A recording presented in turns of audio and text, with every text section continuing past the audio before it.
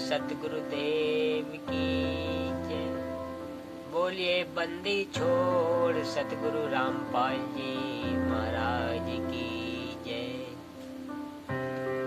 हाँ तो भक्तों, मैं आप लोगों के सामने अपनी आत्मकथा प्रस्तुत करने जा रहा हूँ, तो सुनिए बड़े गौर से। अगर आप हमारे चैनल पर नए हैं तो प्लीज हमारे चैनल को सब्सक्राइब कर लेवें, बेल आइकन दबाकर ऑल पर क्लिक कर दें, ताकि मैं जो भी वीडियो डालूं उसकी नोटिफिकेशन आप लोगों तक पहुंचे। आज मैं अपनी आत्मकथा प्रस्तुत करने जा रहा हूँ,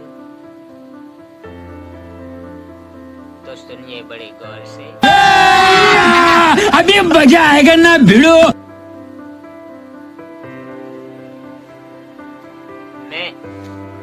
मैं कहने को हूँ, मुझे शराब ने राक्षस वृत्ति का इंसान बना दिया था। शराब पीना, मुर्गे खाना, सिगरेट पीना, हुक्का पीना।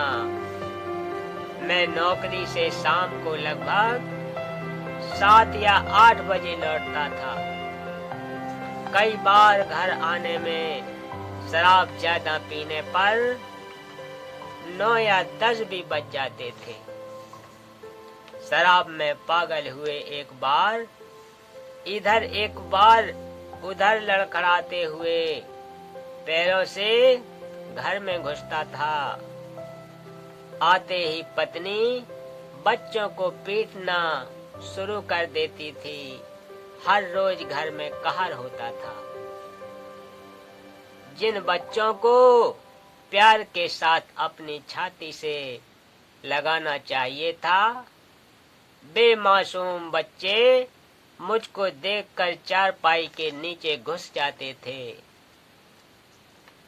बच्चे अपने पिताजी के घर आने की राह देखते हैं कि पापा जी आएंगे, हमारे लिए खाने की चीजें लाएंगे, परंतु मैं खाने की चीजों की बजाय शराब में पागल हुए लाल आंखों से उनको मारने लग जाता था।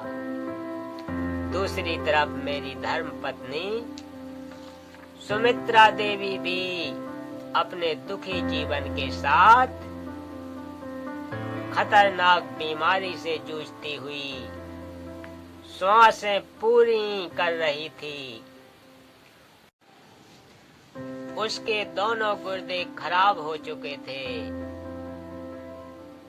डॉक्टरों ने कह दिया था कि दवाई खाते रहो, लेकिन 6 महीने से ज्यादा यह जीवित नहीं रह सकती। ऑल इंडिया मेडिकल और डॉक्टर राम मनोहर लोहिया हॉस्पिटल दिल्ली से भी यह रिपोर्ट मिली कि गुर्दे खराब हो चुके हैं और यह 6 महीने से ज्यादा जीवित नहीं रह सकती, और साथ में दवाई भी अंत समय तक खाते रहना होगा। उन मासूम बच्चों का क्या हाल होगा जिसका पिता शराब पीता था। पिता हो, माँ मृत्यु शैया पर हो, कोई वजन का कार्य नहीं कर सकती, तो उन बच्चों को जब यह पता चला कि तुम्हारी मम्मी माताजी 6 महीने से ज्यादा जीवित नहीं रहेगी, तो उन बच्चों की आंखों में आंसू बहते रहते थे। एक तो पिताजी शराबी और दूसरी तरफ माताजी जानलेवा बीमारी से पीड़ित। हमारा क्या होगा? 3 लड़के और 1 लड़की अपनी माताजी के पास गिरकर रोने लगे तथा कहा कि हे भगवान, हम सबको भी हमारी माता जी के साथ ही अपने पास बुला लेना। यहाँ किसके सहारे जिएंगे?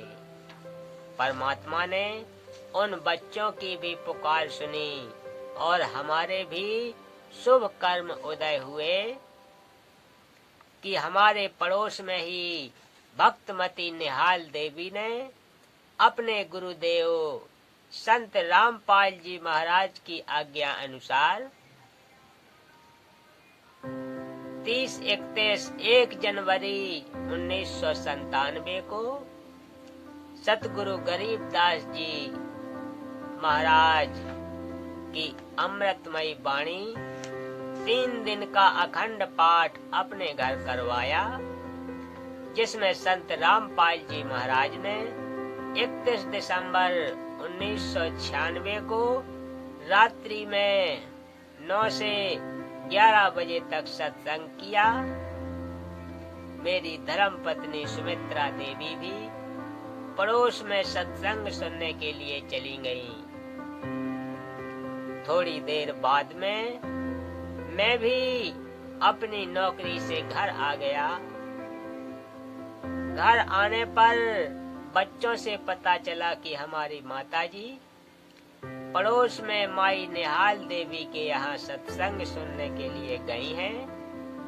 यह सुनकर मैं बहुत क्रोधित हुआ और मैंने कहा कि कहाँ पाखंडियों के पास चली गई, मैं अभी उसको पीटते हुए घर लाता हूँ। यह विचार कर मैं भगतमती निहाल देवी के घर चला गया। मैंने शराब पी रखी थी। जब मैं निहाल माई के घर पहुंचा तो संत रामपाल जी महाराज सत्संग कर रहे थे। बहुत संख्या में भक्तजन सुन रहे थे। उन सभी को देखकर मैं कुछ नहीं बोला और चुपचाप सबसे पीछे बैठ गया। मैंने सत्संग सुना।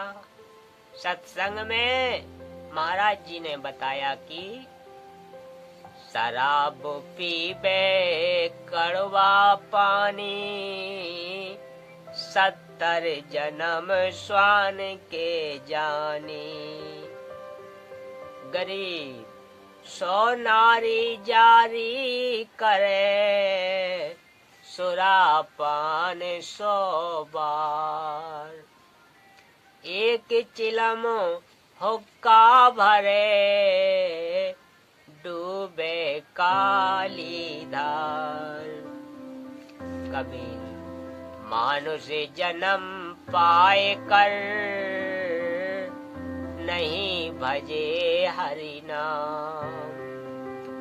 जैसे कुआ जल बिना, खुदवाया किस काम। महाराज जी ने सत्संग में बताया कि जिन बच्चों को पिताजी ने सीने से लगाना चाहिए, उस शराबी व्यक्ति को देखकर बच्चे चारपाई के नीचे छुप जाते हैं। शराबी व्यक्ति आप भी दुखी, धन हानि, समाज में इज्जत समाप्त तथा परिवार तथा पड़ोस व रिश्तेदारों तक को परेशान करके बद्दुआएं प्राप्त करता है। जैसे शराबी की पत्नी व बच्चे तो कहर का शिकार होते ही हैं, परंतु पत्नी के माता पिता, भाई बहन आदि भी दिन रात चिंतित रहते हैं। सर्व पाप का भार उस नादान शराबी के शीश पर आता है। मनुष्य जन्म प्रभु ने भक्ति करके आत्म कल्याण करने को दिया है। इसको शराब आदि में नष्ट नहीं करना चाहिए। जैसे बच्चा स्कूल में शिक्षा ग्रहण नहीं करता, आवारागर्दी में घूमता रहता है, वह शिक्षा से वंचित रह जाता है। फिर सारी आयु मजदूरी करके जीवन निर्वाह करता रहता है। फिर उसे याद आता है कि यदि मैं आवारागर्दी न करता तो आज अन्य सहपाठियों की तरह बड़ा अधिकारी होता, परंतु अब क्या बने यह तो उस समय सोचना था।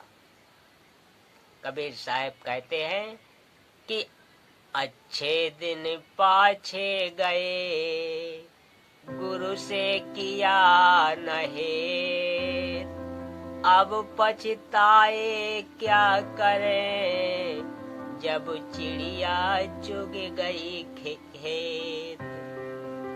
इसी प्रकार यदि मनुष्य जन्म में जो प्राणी प्रभु भक्ति नहीं करता, वह पशु पक्षियों की योनि को प्राप्त होता है।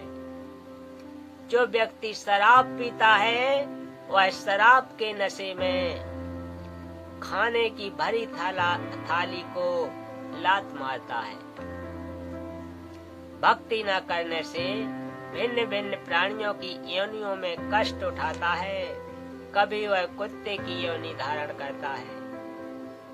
कुत्ता सारी रात सर्दी में भी गली में रहता है, ऊपर से वर्षा तथा सर्दियों की रात्रि में महा कष्ट उठाता है।